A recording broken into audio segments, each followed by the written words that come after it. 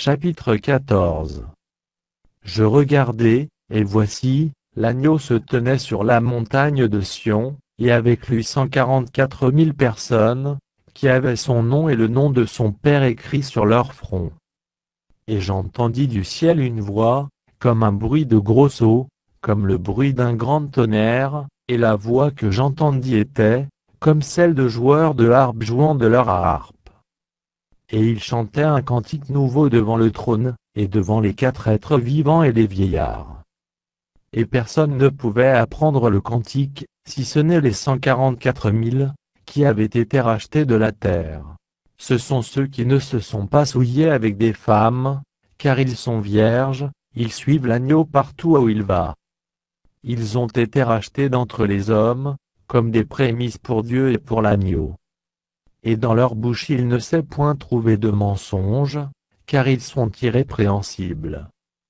Je vis un autre ange qui volait par le milieu du ciel, ayant un évangile éternel, pour l'annoncer aux habitants de la terre, à toute nation, à toute tribu, à toute langue, et à tout peuple.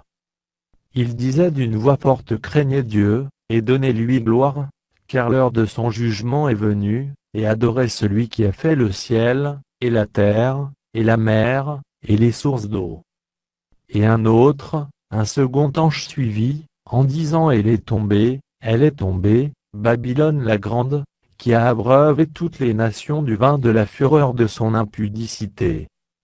Et un autre, un troisième ange les suivit, en disant d'une voix forte: si quelqu'un adore la bête et son image, et reçoit une marque sur son front ou sur sa main, il boira, lui aussi, du vin de la fureur de Dieu, versé sans mélange dans la coupe de sa colère, et il sera tourmenté dans le feu et le soufre, devant les saints anges et devant l'agneau. Et la fumée de leur tourment monte au siècle des siècles, et ils n'ont de repos ni jour ni nuit, ceux qui adorent la bête et son image, et quiconque reçoit la marque de son nom. C'est ici la persévérance des saints, qui gardent les commandements de Dieu et la foi de Jésus. Et j'entendis du ciel une voix qui disait: écris heureux dès à présent les morts qui meurent dans le Seigneur. Oui, dit l'Esprit, afin qu'ils se reposent de leurs travaux, car leurs œuvres les suivent. Je regardai, et voici, il y avait une nuée blanche, et sur la nuée était assis quelqu'un qui ressemblait à un fils d'homme, ayant sur sa tête une couronne d'or, et dans sa main une faucille tranchante. Et un autre ange sortit du temple, criant d'une voix forte à celui qui était assis sur la nuée: lance ta faucille, et moissonne, car l'heure de moissonner est venue, car la moisson de la terre est mûre. Et celui qui était assis sur la nuée, jeta sa faucille sur la terre. Et la terre fut moissonnée. Et un autre ange sortit du temple qui est dans le ciel, ayant, lui aussi, une faucille tranchante.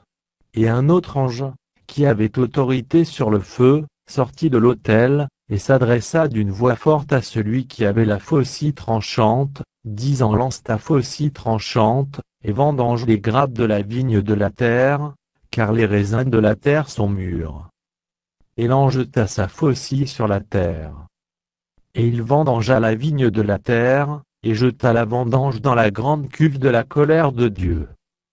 Et la cuve fut foulée hors de la ville, et du sang sortit de la cuve, jusqu'aux morts des chevaux, sur une étendue de 1600 stades.